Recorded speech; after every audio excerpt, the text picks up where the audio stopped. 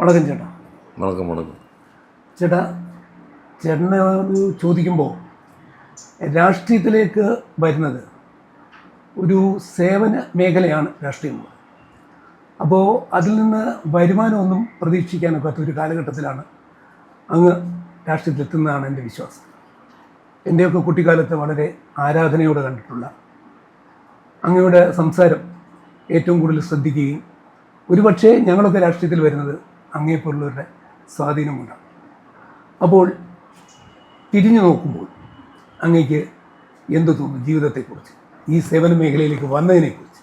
അല്ല, ഞാൻ അങ്ങനെ ഒരു കണക്കുകൂട്ടി രാഷ്ട്രീയത്തിലൊന്നും വന്ന ആളല്ല. ഞാൻ വിദ്യാർത്ഥി പ്രസ്ഥാനം കോളേജിൽ പഠിച്ചുകൊണ്ടിരിക്കുമ്പോൾ KSUവിൻ്റെ അതും യാദൃശ്യമാണ്, പ്രവർത്തകനായി കോളേജിൽ തിരഞ്ഞെടുപ്പിനൊക്കെ നിന്നു, ജയിച്ചു.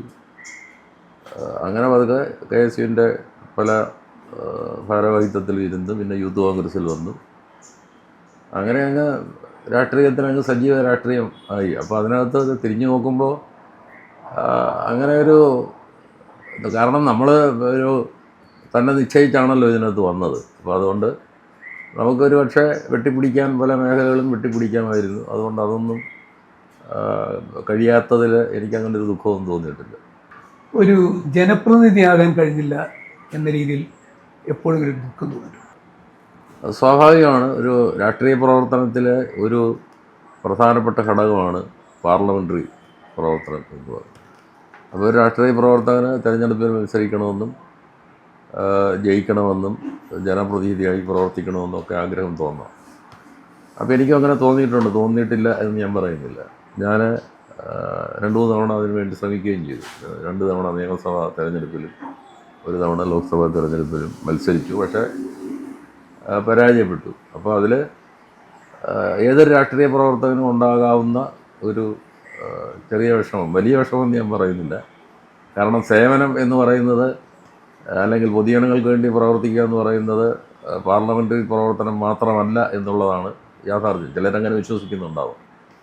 അപ്പോൾ അതുകൊണ്ട് വലിയ വിഷമമൊന്നും തോന്നിയിട്ടില്ല. എന്നാലും ചെറിയ വിഷമം സാധാരണ എല്ലാ രാഷ്ട്രീയ പ്രവർത്തകർക്കും ഉണ്ടാകാവുന്ന ഒരു വിഷമം എനിക്കും തോന്നിയിട്ടുണ്ട്. കിട്ടിയ അവസരങ്ങൾ ജനങ്ങൾക്ക് വേണ്ടി പ്രയോജനപ്പെടുത്തിയില്ല എന്ന് ആരെങ്കിലും ആക്ഷേപിച്ചാൽ അങ്ങ് എന്ത് മറുപടി പറയും? രാഷ്ട്രീയ പ്രവർത്തകരാകുമ്പോൾ പലതരത്തിലുള്ള ആക്ഷേപങ്ങളും വിമർശനങ്ങളും ഒക്കെ ഉണ്ടാവും. അപ്പോൾ അതിന് ചെവി കൊടുക്കാമെന്ന് പറഞ്ഞാൽ നമുക്ക് അതിന് സമയം കാണത്തില്ല. അതുകൊണ്ട് ഞാനത് അത്ര വലിയ കാര്യമാക്കാറില്ല. പിന്നെ എൻ്റെ മനസാക്ഷിക്ക് ബോധ്യമുണ്ട്. എന്നെ ചില ചുമതലകൾ പാർട്ടിപരമായി ഏൽപ്പിച്ച കാര്യങ്ങളുണ്ട്. ഭരണരംഗത്ത് ഞാൻ ജനപ്രതിനിധിയായില്ലെങ്കിലും ഭരണരംഗത്ത് മറ്റു ചില ചുമതലകൾ എന്നെ ഏൽപ്പിച്ചിട്ടുണ്ട്. അതിനോടെല്ലാം പൂർണ്ണമായി നീതി പുലർത്താനും ആ മേഖലയിൽ പൊതുജനങ്ങൾക്ക് വേണ്ടി പ്രവർത്തിക്കാനും കഴിഞ്ഞിട്ടുണ്ട് എന്നാണ് എൻ്റെ ഒരു വിശ്വാസം. മറ്റുള്ളവരുടെ ആക്ഷേപങ്ങൾ, ഇപ്പോൾ ഞാൻ എന്തെങ്കിലും എനിക്ക് തെറ്റുകൾ സംഭവിച്ചിട്ടുണ്ടെങ്കിൽ അത് വിമർശിക്കാൻ, അത് തിരുത്തുന്നതിന് എനിക്ക് ബുദ്ധിമുട്ടൊന്നുമില്ല. പിന്നെ ആക്ഷേപിക്കാൻ വേണ്ടി ആക്ഷേപിക്കുന്ന കുറേ ആളുകൾ നമ്മുടെ സമൂഹത്തിലുണ്ട്. അവർ ആക്ഷേപമായിട്ട് നടക്കട്ടെ, ഞാൻ എൻ്റെ ജോലിയുമായിട്ട് മുമ്പോട്ട് പോകും, അത്രയേ ഉള്ളൂ. രാജൻ ചേട്ടൻ ജനകീയനല്ല എന്നൊരാൾ പറയുന്നത്. ജനകീയൻ എന്ന് പറയുമ്പം ആളുകളേരിയും ഒന്ന് കണ്ടച്ചിരിക്കണം. ചേട്ടൻ വേണ്ടത്ര ഒരു പരിഗണന ആളുകൾക്ക് കൊടുക്കുന്നില്ല. ചേട്ടൻ വേറെ എന്തോ ഒരു രീതിയിലാണ് ഇടപെടുന്നത് എന്നൊക്കെ ഉള്ള രീതിയിൽ ആളുകൾ ആക്ഷേപമല്ല, ചേട്ടൻ്റെ ഒരു അഭിപ്രായം, അതിനെ എങ്ങനെ കാണും? അതിലിപ്പോൾ ഞാൻ ശീലിച്ചതോ അല്ലെങ്കിൽ ഞാൻ വിശ്വസിക്കുന്നതോ ആയ ഒരു സ്റ്റൈലുണ്ട്. അതായത് ഒരു പ്രകടനപരമായ കാര്യങ്ങളിൽ എനിക്ക് വലിയൊരു താല്പര്യമുള്ള ഒരാളിനെ കാണുമ്പോൾ സാധാരണ ചിലർ ചെയ്യുന്നതിൽ കെട്ടിപ്പിടിക്കുക, ഉമ്മ വെക്കുക, ഉടുപ്പിൻ്റെ ബട്ടൺസ് അടിച്ചിട്ട് വീണ്ടും അതൊന്ന് ഇട്ട് കൊടുക്കുക. ചിലപ്പോൾ അയാളോട് നമ്മളിങ്ങനെ ഇഴുകിച്ചേരുന്നു എന്നൊരു തോന്നലുണ്ടാവാം, ഇല്ലെന്നൊന്നും ഞാൻ പറയുന്നില്ല. പക്ഷെ എനിക്കതിൽ ഞാനങ്ങനെ ഒരു വലിയ താല്പര്യം കാണിച്ചിട്ടുള്ള ആളാണ്. നമ്മൾ ചിരിക്കാറുണ്ട്. പിന്നെ എൻ്റെ ചിരി എന്നെ കൊണ്ട് ഒക്കുന്ന തരത്തിലല്ല എനിക്ക് ചിരിക്കാൻ പറ്റൂ. വേറൊരാൾ ചിരിക്കുന്ന പോലെ എനിക്ക് ചിരിക്കാൻ പറ്റത്തില്ല. വേറൊരാൾ തോളത്ത് കെട്ടുന്ന പോലെ എനിക്ക് തോളത്ത് കെട്ടാൻ പറ്റില്ല. ഞാൻ ആളുകളോട് ഇടപഴകാറുണ്ട്, സംസാരിക്കാറുണ്ട്, എല്ലാം ചെയ്യാറുണ്ട്. പക്ഷെ അത് ചിലർക്ക് ചിലപ്പോൾ ഞാൻ എനിക്കൊരു തലക്കനമുണ്ടെന്നൊക്കെയുള്ള ചില അഭിപ്രായങ്ങൾ ചിലർക്ക് ഉണ്ടാവാമെന്നല്ല ഉണ്ട് എന്ന് എനിക്കും മനസ്സിലായിട്ടുണ്ട്.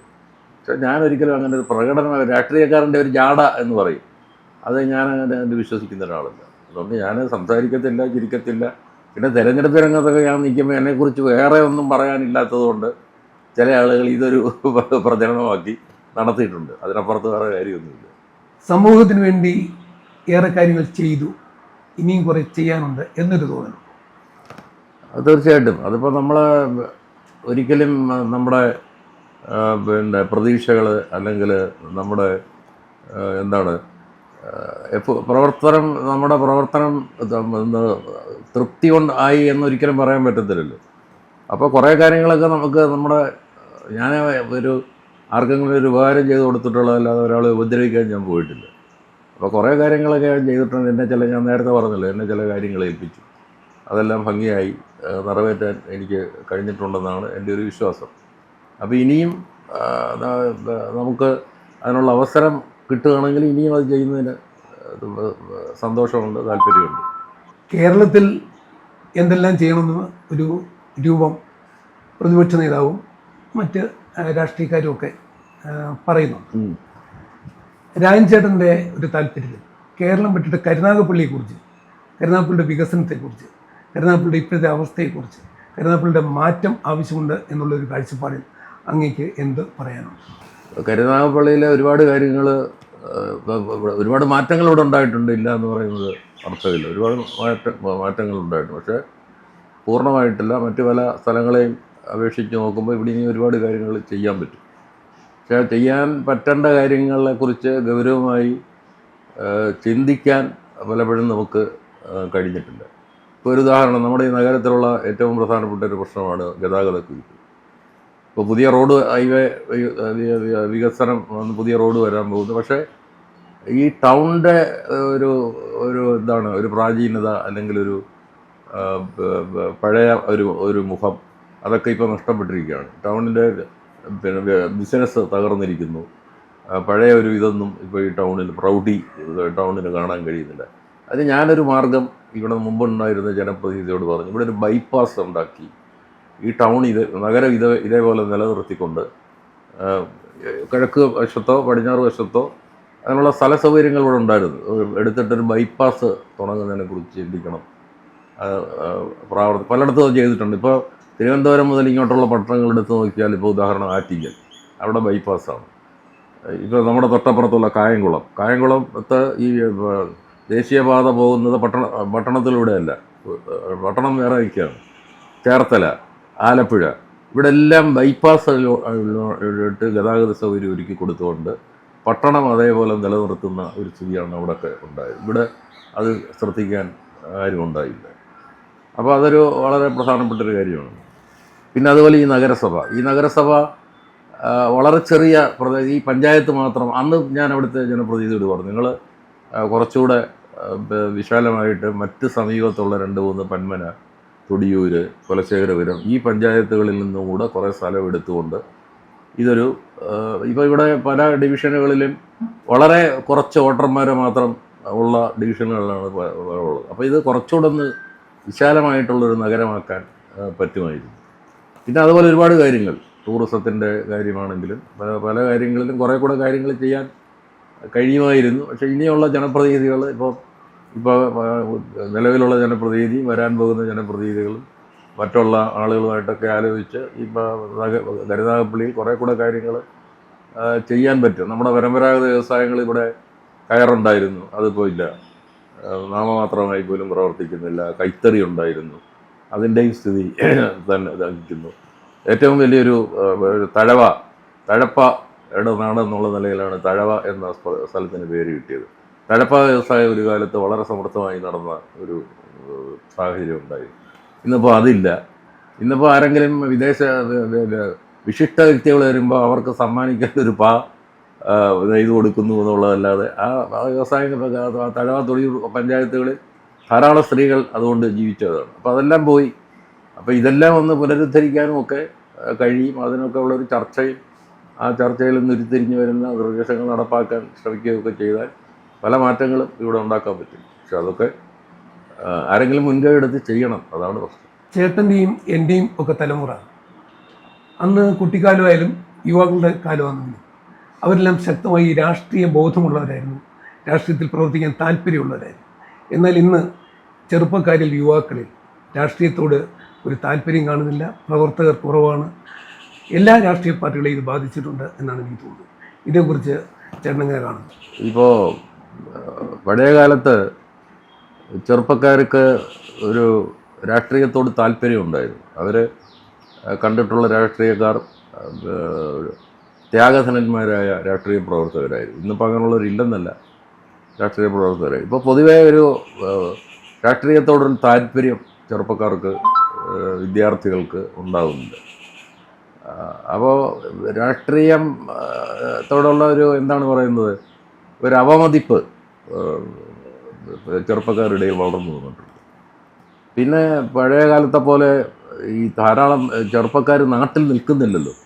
അവർ മിക്കവാറും എല്ലാം ഉപജീവനമാർഗം തേടി വിദേശ രാജ്യങ്ങളിലേക്ക് പോവുകയാണ്. പഴയ കാലത്ത് അങ്ങനെയല്ല. പഴയ കാലത്ത് പഠിത്തം കഴിയുന്നു, ഇവിടെ തന്നെ എന്തെങ്കിലും ജോലി കിട്ടുന്നു. അപ്പോൾ അവർ കുറേ ആളുകൾ പിന്നെ ഭാഗികമായി രാഷ്ട്രീയ പ്രവർത്തനത്തിൽ ഏർപ്പെടുന്നു, ചിലർ സജീവ രാഷ്ട്രീയത്തിൽ വരുന്നു. ഇന്നിപ്പോൾ അതില്ല. നല്ല ചെറുപ്പക്കാരെല്ലാം വിദ്യാഭ്യാസം ലഭിച്ചതിന് ശേഷം വിദേശത്തേക്ക് ജോലിക്ക് പോവുകയാണ്. പക്ഷെ ജോലിക്ക് പോകുന്നെങ്കിലും അവിടെയും അവരുടെ മനസ്സിൽ നാടിനെക്കുറിച്ചുള്ള ഒരു നൊസ്റ്റാൾജിയയും ഒക്കെ ഇപ്പം അവധിക്കൊക്കെ വരുമ്പോഴും അവരെ കൊണ്ടൊക്കുന്ന പ്രവർത്തനങ്ങളൊക്കെ നടത്തി. പക്ഷെ അതൊക്കെ കുറച്ച് ആളുകൾ മാത്രമാണ്. അപ്പോൾ രാഷ്ട്രീയത്തോട് ചെറുപ്പക്കാർക്കൊരു താല്പര്യമെങ്കിലും ഒരു യാഥാർത്ഥ്യം നിലനിൽക്കുന്നു. നമ്മുടെ ഒരു ജനാധിപത്യ രാജ്യമായതുകൊണ്ട്, പാർലമെൻ്ററി ജനാധിപത്യ വ്യവസ്ഥ നിലനിൽക്കുന്ന രാജ്യമായതുകൊണ്ട് രാഷ്ട്രീയത്തിലൂടെ മാത്രമേ നമുക്ക് മുമ്പോട്ട് പോകാൻ സാധ്യമാകൂ. അപ്പോൾ എൻ്റെ അഭിപ്രായം, വിദ്യാഭ്യാസമുള്ള, നാടിനെക്കുറിച്ച്, രാജ്യത്തെക്കുറിച്ച്, ലോകത്തെക്കുറിച്ച് അറിയാവുന്ന ചെറുപ്പക്കാർ രാഷ്ട്രീയ രംഗത്തേക്ക് കടന്നു വരേണ്ടതാണ്. അവർക്ക് അവസരം കൊടുക്കാൻ രാഷ്ട്രീയ പ്രസ്ഥാനങ്ങൾ തയ്യാറാവുകയും വേണം. അപ്പോൾ ചെറുപ്പക്കാർ രാഷ്ട്രീയത്തിൽ വരണം എന്ന് തന്നെ അഭിപ്രായമുള്ള ഒരാളാണ് ഞാൻ. സാമൂഹ്യ ഉന്നമനമായി ലക്ഷ്യമാക്കിയുള്ള ഒരു സ്വദേശ പ്രവർത്തനത്തിനൊരു സന്ദേശം തന്നാൽ എന്തു പറയാൻ കഴിയും? ഒരു സന്ദേശം മറ്റുള്ളവർക്ക് കൊടുക്കത്തക്കോണമെന്നുള്ള മഹത്വമൊന്നും എനിക്കില്ല. അതിനുവേണ്ടിയുള്ള വലിയ ആളൊന്നുമല്ല ഞാൻ. എന്നാലും നമ്മുടെ സമൂഹത്തിൽ ഒരുപാട് പ്രശ്നങ്ങളുണ്ട്. പ്രത്യേകിച്ച് ഇപ്പോൾ ഈ അടുത്ത കാലത്തായി ഉയർന്നു വന്നിട്ടുള്ള ലഹരിക്ക് അടിമയാകുന്ന ചെറുപ്പക്കാർ, വയലൻസിനോട് താല്പര്യം പ്രകടിപ്പിക്കുന്ന ചെറുപ്പക്കാർ, അങ്ങനെ ഒരുപാട് പ്രശ്നങ്ങളുണ്ട്. ഞാൻ അതിൻ്റെ വിശദാംശങ്ങളിലേക്ക് കിടക്കുന്നില്ല. അപ്പോൾ സമൂഹത്തിൽ പ്രത്യേകിച്ച് നമ്മുടെ എല്ലാവരും പറയാറുള്ളൊരു കാര്യമാണല്ലോ, വളർന്നു വരുന്ന തലമുറയിലാണ് രാജ്യത്തിൻ്റെ, ലോകത്തിൻ്റെ ഭാവി നിലനിൽക്കുന്നതൊക്കെ പറയാറുണ്ട്. അപ്പോൾ അവരെ കുറേ കൂടി സമൂഹ നന്മയ്ക്ക് വേണ്ടി നിലകൊള്ളുവാനും ജീവിക്കുവാനും പ്രേരിപ്പിക്കത്തക്ക തരത്തിലുള്ള ഒരു കാര്യങ്ങളുമായി മുന്നോട്ട് പോകണം എന്നുള്ളതാണ് എനിക്ക് പറയാനുള്ളൊരു കാര്യം. ജില്ലാ ബാങ്കിൻ്റെ പ്രസിഡൻ്റായിട്ടിരുന്നതായിട്ടൊരു ഓർമ്മയുണ്ട്. ഇപ്പോൾ തൊടിയൂർ സർവീസ് സഹകരണ ബാങ്കിൻ്റെ പ്രസിഡൻ്റാണ്. ഇത് തമ്മിലുള്ള ഒരു വ്യത്യാസം, അതല്ലെങ്കിൽ ജനങ്ങൾക്ക് സേവനം ചെയ്യുവാൻ കുറച്ചുകൂടെ നല്ലത് ഈ ഗ്രാമീണ മേഖലയാണോ അതോ ജില്ലാ മേഖലയാണോ? അല്ല, അതിപ്പോൾ ഏതൊരു സ്ഥാപനത്തിനും ഏതൊരു പ്രസ്ഥാനത്തിനും പൊതുജനങ്ങൾക്ക് നന്മ ചെയ്യാൻ കഴിയും. അപ്പോൾ ജില്ലാ സഹകരണ ബാങ്ക് എന്ന് പറയുമ്പോൾ കൊല്ലം ജില്ല മൊത്തത്തിൽ പ്രവർത്തിക്കുന്ന ഒരു സ്ഥാപനമാണ്. അപ്പോൾ കൂടുതൽ ആളുകൾക്ക് സഹായിക്കാനും ഒക്കെ അവിടെ പ്രവർത്തിക്കുമ്പോൾ സാധിച്ചിട്ടുണ്ട്. എന്നാൽ നമ്മുടെ നാട്ടിൽ നമുക്ക് പരിചയമുള്ള, നമ്മുടെ ചുറ്റുമുള്ള, നമ്മൾ ദൈനംദിനം കാണുന്ന ആളുകൾക്ക് അത്യാവശ്യം വേണ്ട കാര്യങ്ങൾ ചെയ്തു കൊടുക്കാൻ ഈ ഗ്രാമീണ ബാങ്കുകൾ, സർവീസ് സഹകരണ ബാങ്കുകൾക്ക് കഴിയും. അപ്പോൾ രണ്ട് മേഖലയിലും സേവനം ചെയ്യാൻ കഴിയും. അപ്പോൾ നമ്മൾ എവിടെ ഇരിക്കുന്നു എന്നുള്ളതല്ല, എങ്ങനെ ഇരിക്കുന്നു എന്നുള്ളതാണ് പ്രശ്നം. അപ്പോൾ ഞാൻ ഈ ഓരോ പല സ്ഥാപനങ്ങളിൽ ഇരുന്നിട്ടുണ്ട്. ഞാൻ ആദ്യം ഒരു കോർപ്പറേഷൻ്റെ ചെയർമാനായിരുന്നു. ബാംബു കോർപ്പറേഷൻ, വളരെ താഴെത്തട്ടിലുള്ള ദുർബല ജനവിഭാഗങ്ങൾ ദൈനംദിനം ബന്ധപ്പെടുന്ന ഒരു മേഖലയായിരുന്നു. അപ്പോൾ ആ സ്ഥാപനത്തിന് ഞാനവിടെ അതിൻ്റെ തലപ്പത്തിരിക്കുമ്പോഴാണ് ആകെ ആ സ്ഥാപനം ലാഭം ഉണ്ടാക്കിയിട്ടുള്ളത്. പിന്നെ ഞാൻ ഖാദി ബോർഡിൽ കുറേ നാളുണ്ടായിരുന്നു. അത് പിന്നൊരു ലാഭനഷ്ട കണക്കുകളുടെ അടിസ്ഥാനത്തിൽ പ്രവർത്തിക്കുന്ന ഒരു സ്ഥാപനമല്ല. പക്ഷെ എന്നാലും ഭംഗിയായി പല അതുമായി ബന്ധപ്പെട്ട പല രംഗത്തും ഒരു പ്രവർത്തനരഹിതമായി കിടന്നതെല്ലാം പുനരുദ്ധരിക്കുവാനും അത് നല്ല രീതിയിൽ പ്രവർത്തിപ്പിക്കുവാനും കഴിഞ്ഞിട്ടുണ്ട്. ജില്ലാ സഹകരണ ബാങ്കിലും അതുപോലെ തന്നെ ഞാനിരിക്കുമ്പോഴാണ് റെക്കോർഡ് ലാഭം ഉണ്ടാക്കിയത്. അതുവരെ ഉണ്ടായിട്ടുള്ളതിൽ ഏറ്റവും വലിയ ലാഭത്തിൽ ആ ബാങ്ക് പ്രവർത്തിപ്പിച്ചത് ഞാൻ ഇരിക്കുമ്പോഴാണ്.